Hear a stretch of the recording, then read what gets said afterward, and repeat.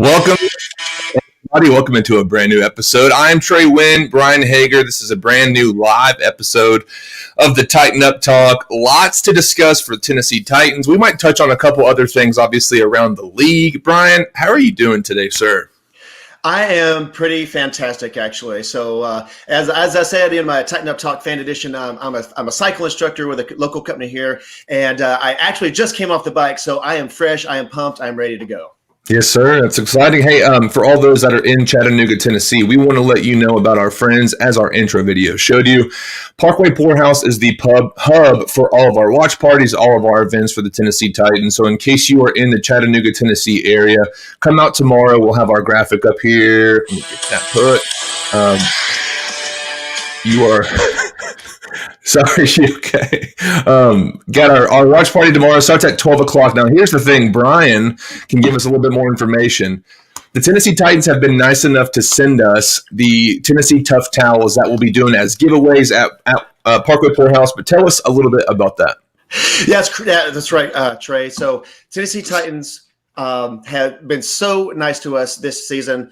They sent us the lights that light up at one point, and now they're sending us the Tennessee Tough Towel that will be given out at Nissan Stadium this Sunday. We do have a limited supply, so please, if you're coming to our watch party at Parkway Poorhouse, show up a little early. We're not first come, first serve, and we'll be able to wave them around. It's code blue, so that's the reason for the blue towels. Yes, sir. And we want to let you know, too, as Brian mentioned, the Tighten Up Talk is our podcast. We are of a network of podcasts within the Chat 10 Sports Podcast Network. Subscribe everywhere that you listen to podcasts. Obviously, the Vols had some big news today. Harrison Bailey will get the start against the Florida Gators at 3 o'clock today. Obviously, the Predators are on a break right now. I know a lot of Preds fans aren't sure when they're starting back up, but Alan Pavlo, our guy, will be handing off the baton to a new host. So in case we know of anyone or you might know of someone who's interested in taking the reins for the Predators podcast, hit us up. It is chat10sports.com. You can do that. And, of course, our Hitting Dingers crew, Corey Lester, Neil Shalott, Andy Sims. You can hit them up on Twitter as well. But, folks, this is the Tennessee Titans podcast. We are talking all things two-tone blue, and we have a lot to discuss here, Brian. We've thrown some things out. Obviously, if you're watching along with us, we see we have some viewers here in our audience. Comment in the chat section. We want to invite everybody. We're talking about this weekend's game. Right now, 8-3. How are you feeling about the Tennessee Titans is the question for all of you, so let us know how you feel.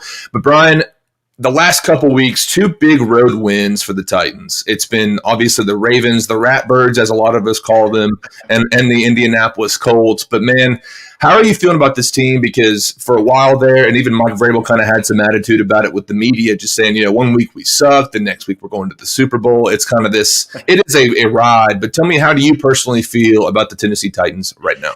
It has been a roller coaster of emotions, just like it was last year, right? So we started off with a huge win against those Cleveland Browns that we have this week. And then that's when the train went off the tracks. Vrabel, other players, guys, don't panic. We've got this. And sure enough, they pulled it together. Of course, after the Denver game, we made the switch away from Mariota to Ryan Tannehill, and we haven't looked back. And even though we started off at 5-0 this year, again, that Tennessee Titan mentality started creeping back into our brains of, here we go. Are we going to go 9-7 once again for the fourth consecutive year? And so I'm feeling good about the team. We have got, I think we're into the playoff mentality that we had when we started that run. And, so I think we've got a fantastic shot. I think our defense is starting to maybe gel a little bit more as we hit the last half of the season here. That's right. Yeah. Now I'm going to be honest with the amount of injuries. That's one thing that obviously we joke about. Adoree Jackson, obviously Jadeveon Clowney's still on IR. Christian Fulton. There's a list of guys that are still out for the Titans right now, and it's not a concern necessarily today, but it is something I'm just thinking beyond this week, which we don't want to do too much of. Obviously, we don't want to eat up content for the following weeks that we've got coming. But as we get those guys back, I'm more and more excited. My confidence in the team is growing.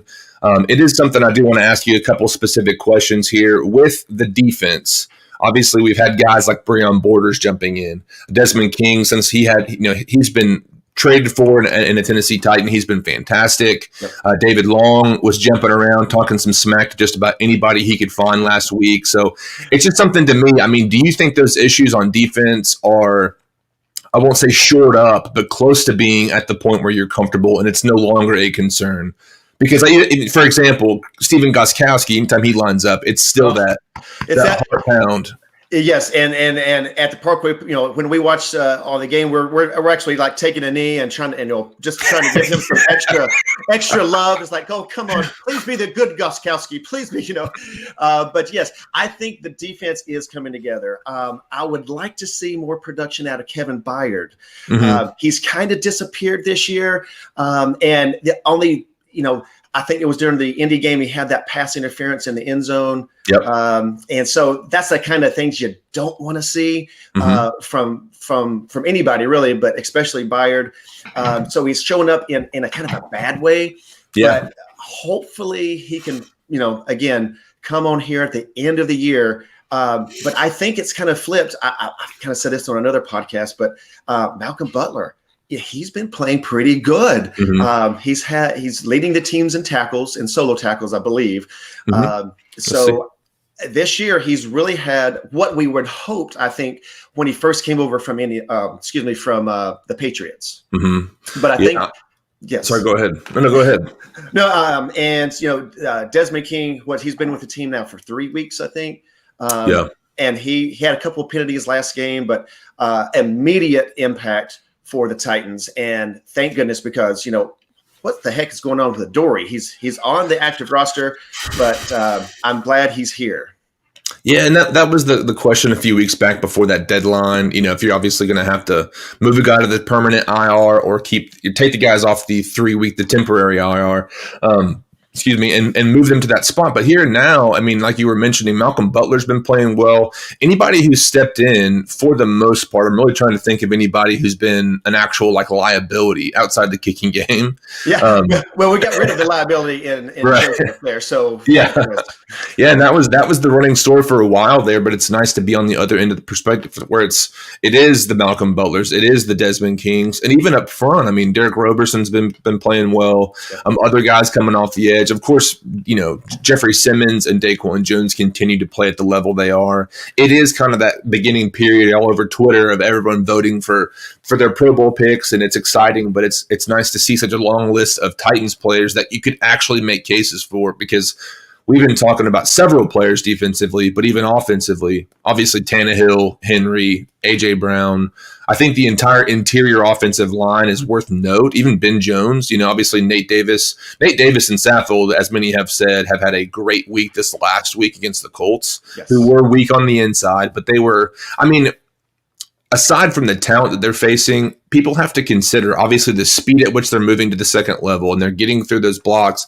They had a really good day if you go back and watch the game. And if you're able to watch the coach's film, that's one thing too. But my thought is they're getting hot at the right time. Obviously, D. Henbers is the thing right now, and I can't believe we're in December as far as just 2020. But yeah, it's something to me that it's exciting for this team. I think is going to start really heating up, and of course with Vrabel, you're going to have to get used to just the postseason preparation of here's where we're at and playing each week situationally and not looking beyond that. That's why I just think, like Vrabel did mention, 1 week they suck according to the media and the fans, and then the other week they're the high horse and they are the team. But all that to say, it's just something I'm feeling. Especially against the Browns, I'm feeling extremely confident. And for all those that have not heard, Brian Hager sat down with Jeff Grover this week, who is the GM of facilities at First Energy Stadium where the Browns play. Had a great interview. You can find that on YouTube, Facebook, find links on Facebook. And that's something that you can also listen to on our podcast network that we promoted earlier in the show. But Brian, moving on here, let's get into the actual nuts and bolts of the Browns Titan matchup. Obviously, a big conversation. Myles Garrett coming off of injury, or I believe it was the COVID list. Obviously, Obviously, he's known for his helmet incident last year. Obviously, outside of that, he's just a freak athlete. Has not hit the field. Let's see. I don't know when he actually went out.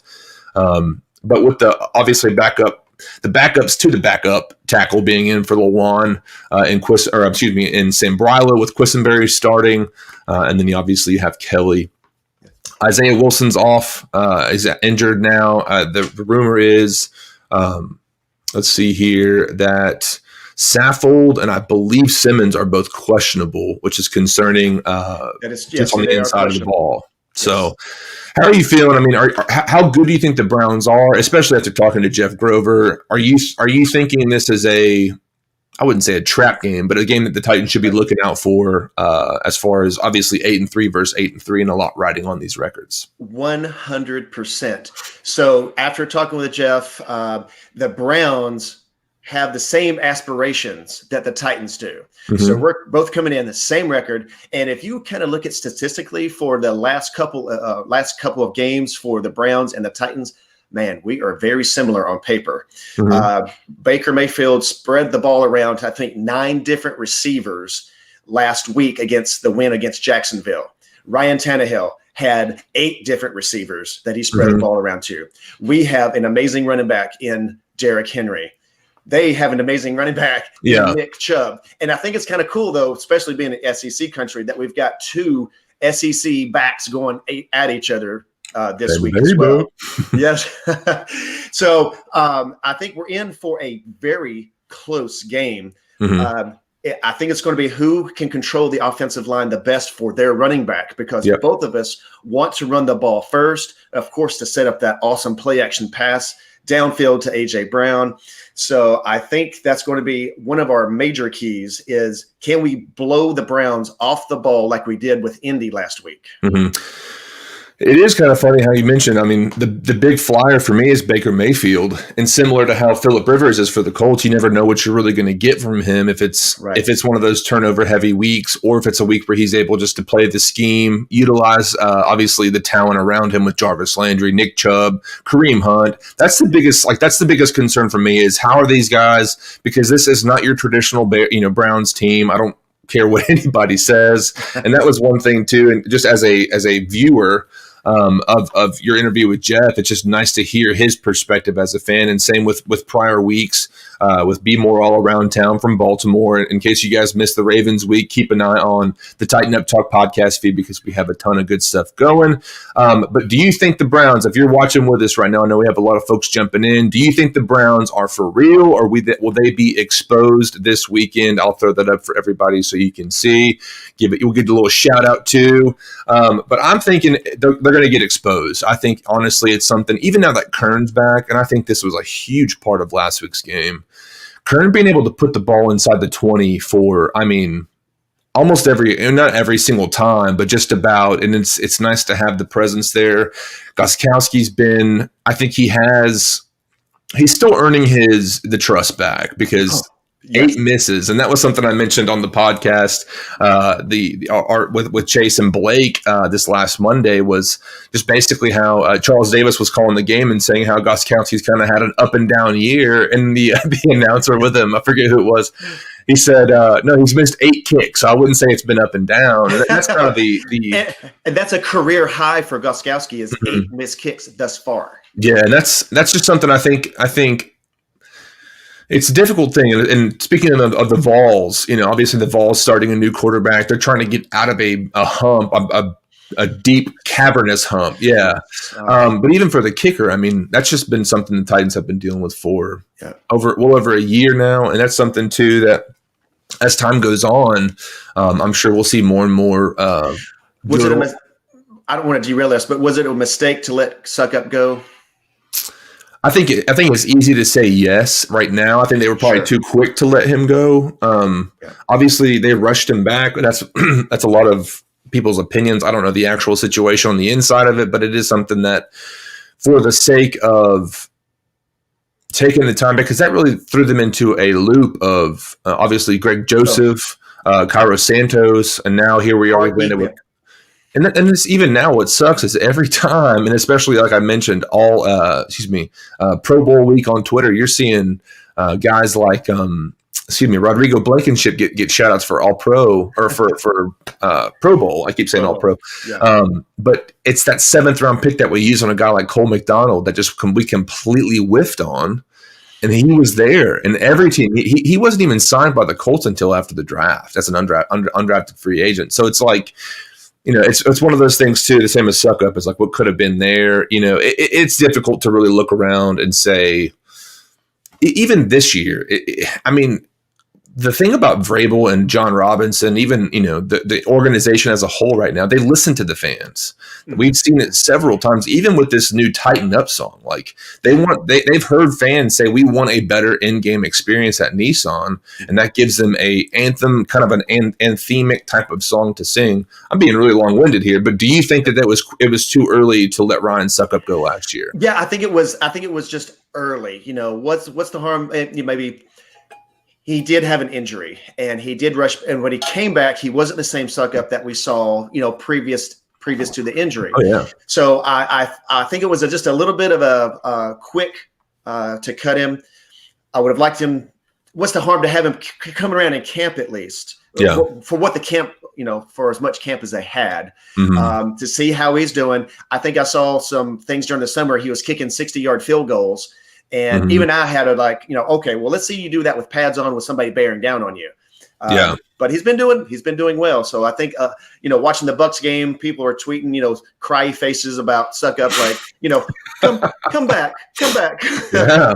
No, that's something too. I mean, there's been for a long time there, I kind of got sick of seeing talented players leaving the Titans and then going, Jared Cook was one, obviously suck up now. You have other players that kind of stick around the league, but it's just one of those things. I remember Antoine Woods is playing with the Cowboys now, drafted by the Titans, I believe.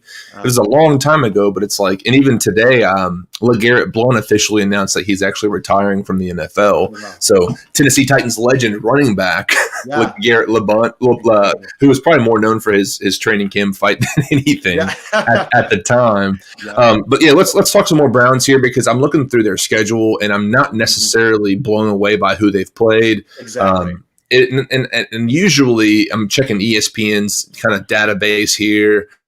Their matchup predictor right now has the Titans at a 67% chance to beat the Browns. I usually disagree with that, but this week I'm feeling, maybe they're just riding the hype of the last 2 weeks. And it's nice that as Titans fans, it's just something to me that we're now obviously expecting. We're learning how to expect from a good team, like how to expect a realistic outcome every single week after being really bad for so long. And even 9-7, I mean, we're no longer at that cusp of 8-3. Even if we look at our schedule, which we can kind of hypothetically play it out in whatever way we want, but this is new territory for us where we're really able to plan. If we win here, right, we're controlling our own destiny for a change, and it's nice. Yes, it's nice, and usually we're waiting and hoping that other teams, you need a Titans win plus a this loss and that loss. And sometimes the moon and stars have to line up for us to actually get a wild card playoff. But we need to keep controlling our division, get in on a division win for the playoffs, and have a home playoff game for the first time since 2008? Yeah, I think we would have to make a convoy and make sure everybody who can be there from the Chattanooga Titans fans is there. And again, for all those in Chattanooga, Tennessee, we want to let you know tomorrow, 12 o'clock, Parkway Poorhouse. It's at 801 Riverfront Parkway right there on the graphic. The Chattanooga Titans fans, yet again, will be on the patio taking over, so try and get there as early as we can. And like we mentioned at the beginning of the show, we do have, supplied by the Tennessee Titans, the Tennessee Tough Towels that we are giving away. We do have limited supplies, so again, early as possible. But as far as the Browns, I'm trying to think of really, like we've mentioned, it's really easy just to sum this game up, at least how I feel about it, and just saying I expect us to go out and do very well. Nick Chubb, 719 yards on the season. Obviously, King Henry is far, far, far beyond that right now. I think he's well. Oh, if you listen to I listened to the Browns live after their win against Jacksonville. And they're talking they're talking Nick Chubb above Derrick Henry. If you listen to the Browns talk, you think that Nick Chubb is leading the NFL right now in rushing yards, which, sorry, is not. Yeah. Well, here's the thing. I want to talk about Derrick Henry because he does have 1,257 yards right now, according to ESPN. Nick Chubb, they're more similar than I think people realize. Obviously, nowadays, running back, you want to have the Christian McCaffrey, the Kamaras that can catch out of the backfield. Henry's not necessarily known for that. It takes him off the field on third downs. Yes. I'm not going to, at any means, and some people even think I'm a Derrick Henry hater since I was saying the Titans should not have signed him given what his market value was. Obviously, took a team-friendly deal. Do you think – here's the thing. Obviously, we've talked – Blake Shoemaker has been absolutely driven to the point of just making it a point every single week of enough of the toss plays, enough of these plays that don't yield us any yards or any points. Do you think it's something that – obviously, they've committed to Derrick Henry, contractually. Do they need to try and develop his game in that area where they can actually utilize him? Obviously, the screens work, or is it just something to throw Darrington Evans or a Jeremy McNicholson and let them carry the weight of that? Yeah, it's like, do you want to take somebody away from what they do really, really well? Let Derrick Henry do what he does really, really well, and maybe use those other plays for the guys that maybe that's their forte, and leave it for the McNichols and whatnot. I think that's kind of where they need to go with Henry, because of course, he's great once he gets to the edge, but the toss is not getting him there. So I think they just need to let Derrick Henry be Derrick Henry and not try to get, I think a lot of people say this, don't get too cute with him, because he does just wear down a defense over the course of a game. First quarter, it's just a couple yard gains. And then second quarter, it's starting to get maybe 5 yards. And then the third quarter starts extending it further. Just so we saw with the Ravens game. So just let him, be Derrick. Yeah, and my thing is I've been itching to see Darrington Evans. Obviously, he's been injured, and I think he was out. I think he's officially. Let me see if the injury list is updated and everything. But that's just one thing that I think that's why they drafted a guy like Darrington Evans who can run the ball, and that's where I think that's another tool in the Swiss Army knife where they can actually pull him out, and he's able to do both. So third downs are no longer the obvious passing play if they wanted to run that screen, especially with a team like the Browns where they're going to be pass rush heavy with Myles Garrett and company. I'm interested to see how Jack Conklin's been. I think he's doing well. Yeah. But obviously he's come back. I believe he was on the COVID list, but that's just something to me. There's a lot of matchups individually. Denzel Ward on the receiving group. Adam Humphries will be back this week. It's exciting. Very exciting. We're obviously at Nissan, so it's good to be at home. Yep. But I'm very excited. Like you said, I want to see this team continue to do, be Derrick. Let the Titans be the Titans. Yes. Don't try to overextend yourself. Don't try to get too cute. It's a really, I don't know why it's been such a hot topic, but it's the best way to describe what the Titans have tried to do. Yeah, it really is. And I think, at Nissan, we're going to see some familiar players, like you just mentioned, Jack Conklin, our former right tackle. And also they signed Austin Hooper from the Falcons, tight end. And he hasn't been quite, his production has gone down. It was on the rise with the Falcons, and then when they let him go, he was on the decline. But he's still going to be a factor. They like to use their tight ends very much like we do, with moving them in the backfield and whatnot. So I think that's going to be an interesting play to watch out for as well. Yeah, let's take a quick break, Brian. Let's take a word from our sponsor here, Manscaped, guys. Chatting Sports is now brought to you by Manscaped, and I'm telling you, Manscaped is as advertised. It is. The more that I've used the tools that they have supplied us with, we've tried this stuff ourselves. You can go to manscaped.com and experience it for yourself and get 20% off, free shipping with our code CTS20. That's for Chat 10 Sports. You might have heard it as TUT20. Both of those codes will work. Yes. But Brian, let's talk a little bit about Manscaped, because I know for me, it's a different level of clean, and it's obviously the men's grooming industry is something that might not appeal to every single person. I know for me growing up, I would buzz my head for football. I would do the minimal. I mean, obviously taking baths and things, but now that you're an adult and you want to take care of yourself, my favorite thing is the preserver. It's a ball deodorant for all those guys watching. Yep. Easy And to apply. And anti-chafe. It is something to me. Obviously, we use deodorant under our arms. Why are we not using it in our more sensitive areas? We'll kind of be a little PG on a nice Saturday morning. But again, go to manscape.com. Get 20% off with CTS20. That's our code, and it also gets you free shipping. But just wanted to throw them some love, and obviously for our folks at Parkway Poorhouse as well. Go to parkwaypoorhouse.com if you're in the Chattanooga, Tennessee area. I'm telling you, some of the best food, atmosphere for sports. That's why we've picked it as our hub for all of our events and our watch parties. But Brian, what has your experience been like with Manscaped? Because I know we've been all able to use their equipment. Yeah. So I have been blessed with Sasquatch hair. Right, it's just straight. It's long. It's not great, and I've always hated it. So I've always have done, some type of trimming all over my body, right? And I've used the old school trimmers, and you've mentioned this before. The teeth on those things are so wide. Yeah. I have injured myself. Nicks and cuts. I think that's a kind of a rite of passage thing for everybody. You have to do it at least once. At least one. But using the Lawnmower 3.0, it's got a ceramic blade on it, and it is safe. And you can put it directly on there. You still have to be careful, but it is 1,000 times safer and smoother and cleaner. And not only Lawnmower 3.0, but I've also got the Weed Whacker 2.0, and this is for nose and hair trimming as well. So head to toe.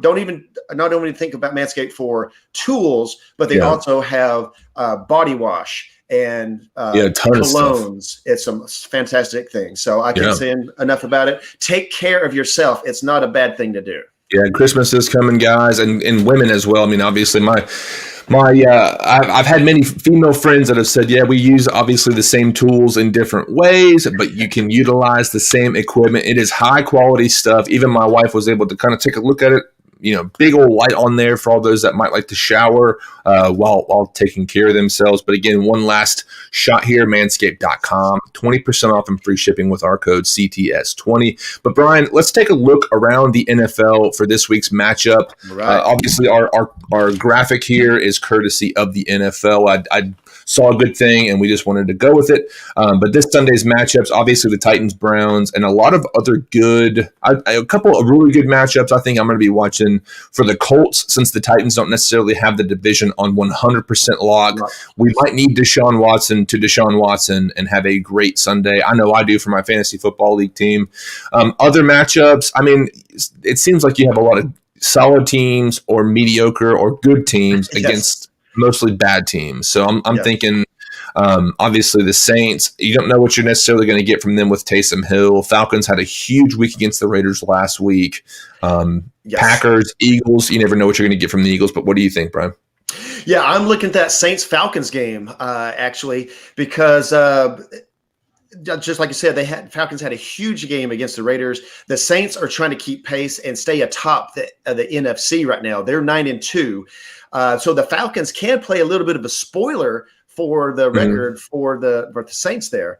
The other game I'm interested in is the Rams and Cardinals. That's a divisional matchup once again, and they're both in the NFC West race for the top of that division.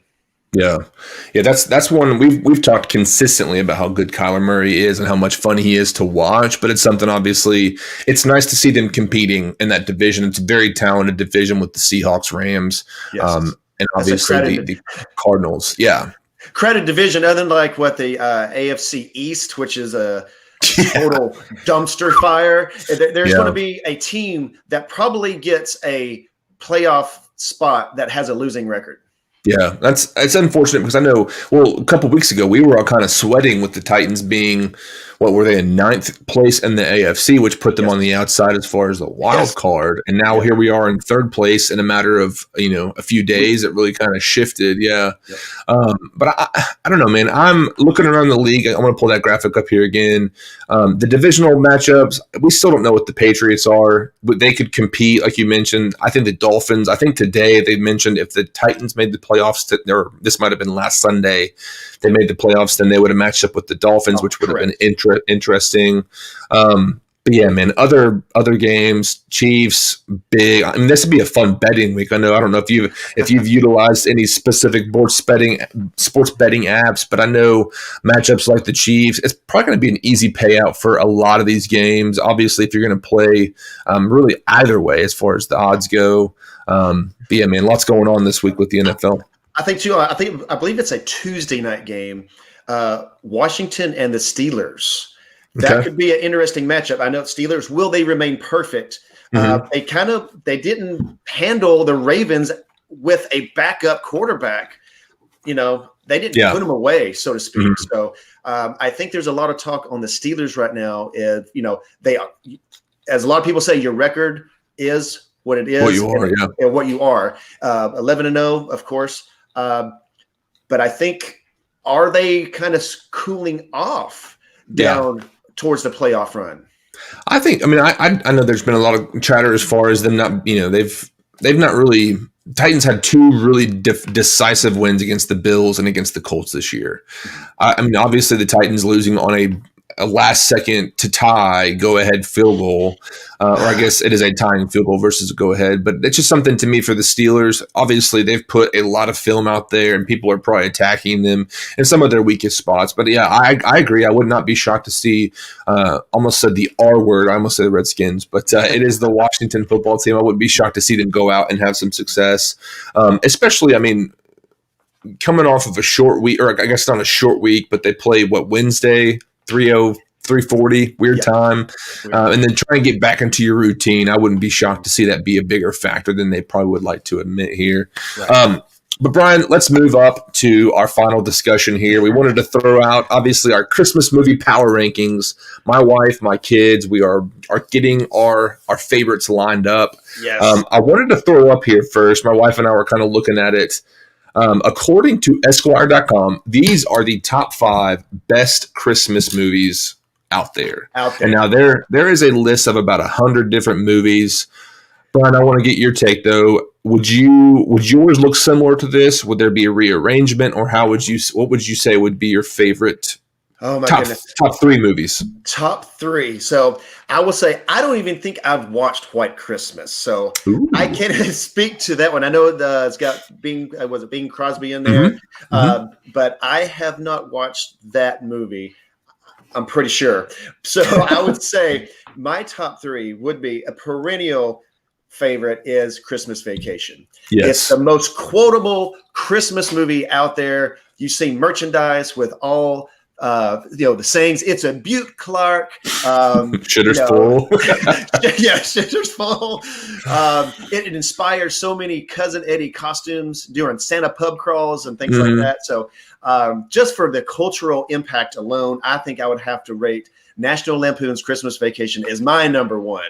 Okay. Let me jump in and I'll give my number 1 because it's going to be a controversial one, and I know that for 100% sure. I think we have a comment here. Christmas Vacation definitely getting the love from Blake here as well, and it's not even close. I do agree. It's my number 1 as well. I've got some other quarrels with the list. I wanted to kind of rearrange and see what we've got here. Christmas Vacation. I mean, there's always the scene where you have to kind of fast forward depending on who you're watching with the mall scene where Clark is talking to the makeup lady or whatnot. And, you can't see the scene, Russ. Yeah. No, but let's go to number 2 here. Just your number 2 favorite. I want to pick on this list because I think Christmas Story might be one of the most overrated movies of all time.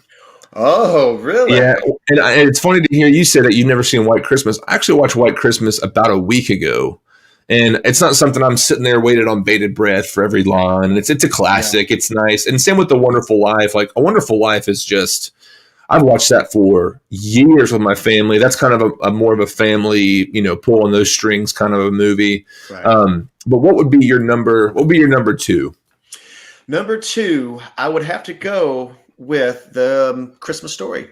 Actually, that'd be and I'm just kidding. but okay. And my question to you is maybe it's overrated because of it's overplayed. Because exactly. On Christmas Day, I know, what is it? TBS usually plays that nonstop for the entire Christmas Day. Exactly. So I think it's, if you just take that away from it and just judge the movie on the movie. And again, and I'm using cultural impact for number one, right? So, but this, I guess that is a cultural impact of having a movie played over and over and over and over again. Well, I'll say this about it. I've never actually watched the entirety of it. I get it. I get the funny parts where the kid's, his tongue sticks to the pole and the dad gets the lamp and stuff like that. But it's maybe I've not seen it enough to really appreciate the story, if that makes sense, where it kind of, plucks the heartstrings a little bit. I think where it kind of resonates for me is that all of being a kid and wanting something so bad. He wants that Red Ryder BB gun so bad that he can't stand it. He dreams about it, has daydreams about it. And that's me as a kid of wanting a particular toy, and it shows up. Your parents hide it away from you, and then you're disappointed, right? It's like, gosh, Santa. Did you ever look for your gift when you were a kid? Oh yeah, all the time. And I think everybody did. But and then having that moment of you got your gift, and then I think he gets a little disappointed with it, actually. Yeah. Well, I know I had gifts. I could tell my stories on my family chuckle, but they'd probably be the only ones. But yeah, there were gifts we got when we were growing up, socks, all that kind of stuff. I did get, I won't name names, but I did get, when I was a small, like probably 8-year-old, I got a Homeward Bound. There was the cat Sassy, who I think was Roseanne Barr was the one that voiced the cat. Got that terrible one, but it I don't know. It was that same type of feeling that Ralphie probably felt in It's a Wonderful, it's Christmas Story. Christmas Story, yeah, thank you. My number two, I'm going with Home Alone 2. Home Alone number 2 in New York City is probably my favorite, just for the simple sake of it being, this kid's growing up. He's no longer interested in kind of, I don't know. He wants to. That's where the heartstrings got plucked for me as a kid, and it's just something. Brian, are you still with me? Yes. Okay, my screen's going crazy here for a second, but yeah, just the humor, man. There are not many funnier movies than Home Alone, where you are like my entire family would watch that on a Christmas morning. You'd throw it on or eat dinner or whatever. Mm-hmm. And I swear everybody was red in the face. So Home Alone 2 for me is it. But let's top it off. What's your number 3? And then we will close out the show. Number 3 would be, for me, is just the original Home Alone. Really? I mean, it's good. It's good. The old man kind of creeped me out. Well, and I'm judging this on it started the franchise, right? So I saw it in the theaters, and I just gravitate. I love the, of course, they use the gimmick again, but the burglars, he's scaring them off with the movie and whatnot. So it set up all the gimmicks. I will say, my brother, who was born in 1980, he was the reason. I think I'm a '90s kid, but he helped us tremendously with music, movies, and that was one of them. But Blake Shoemaker saying here, Home Alone 2 is better than Home Alone 1, which the debate does continue. But I was going to say, I brought my brother up because I was telling him about a documentary on Netflix where it tells the story of the production of Home Alone. And of course, John Hughes, tons of movies that are just, classics. Planes, Trains, and Automobiles. Just recently watched that one for Thanksgiving. But you can actually watch that, and it is super. Do you know that the basement was actually built into a pool at a school? Oh, wow. And no, I didn't know. They actually flooded it. And it's really interesting, but you guys can go check that out for all those that have not seen that. But let's close this thing out, Brian. Any last thoughts on this weekend? Obviously, we want everybody that can be there to be at Parkway Poorhouse tomorrow, but any other thoughts?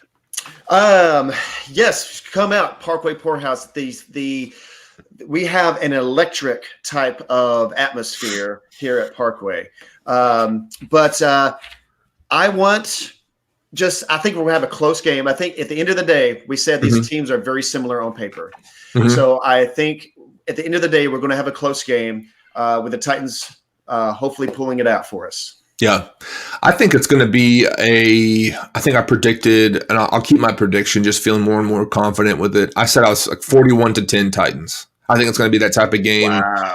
I think it'll be the type of game where, we've had some weeks that we were waiting on the edge of our seats the entirety of the game. Yeah. And I think this will be one that I hope it's competitive, for the first half, but I hope we do have that pull away where the Titans are able to really own it. And I think this could be a statement game, especially for the Browns. I think you and Jeff Grover talked about it. If they were to win, that's a huge win for them, especially in the AFC North, where the Steelers and the Ravens are highly competitive. It is a damn shame that a team from the AFC East is going to make it in when a team, even like the Colts or the Browns or Ravens, could get the boot because it's just. I don't know if they need to. Maybe it was a 2020 opportunity for them to have gone back and kind of give us the best teams. I know that's a very hot topic, which we can probably debate with some people as time goes on. But that is just something to me that my score prediction, though, I will say that 41-10 Titans. 41-10. I told this to Jeff. Mine's 27-14. So again, a little closer game, but hopefully we're pulling away. And not in overtime.